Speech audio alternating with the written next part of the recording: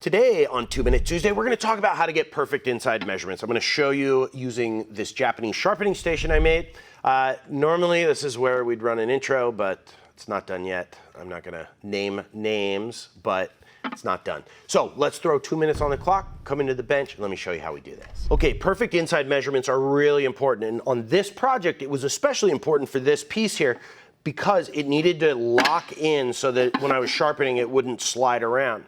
So as you can see, there's just almost no play in this. And then when I lock my stone in with my little wedge, it's perfect. So how did I get that perfect inside measurement? Because when you're using a tape measure, that's really, really hard. One, because you're at an angle like this, so you don't, it's not perfect. And so you're like trying to get in there and it's really hard. But here's a super simple pro tip here that makes this so easy. A couple squeeze clamps and a couple pieces of scrap.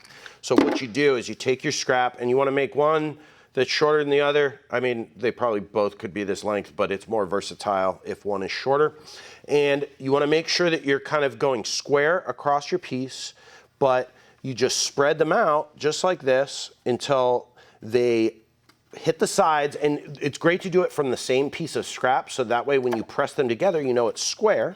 But you just take it, spread them out, kind of press it square, and then you take your squeeze clamp, put one on there, and then you want to put two so that it doesn't move when you're trying to mess around with it and figure out. Then you can just take your tape measure and measure the bottom, just like this. So we have exactly dead nuts 11 inches. And then obviously you can transfer that to your saw or a piece of scrap. Let me show you how you do that. Now, if you wanted to transfer that to a piece of scrap and not use your tape measure, and again, this is going to come in super handy for drawers, for trays, for boxes, that kind of stuff. So this is a really good trick to keep in your back pocket. If I wanted to transfer it to a piece of wood, you could just butt your piece of wood up against something flat like your table saw fence, put your piece on there, and then you just put your marking knife right against it. And again, I'm doing this left-handed, so sorry for my uncoordination here. And then you just take your square, slide it right up to it, and you got a perfect measurement. If you wanted to transfer this directly to your saw blade, that is also very simple.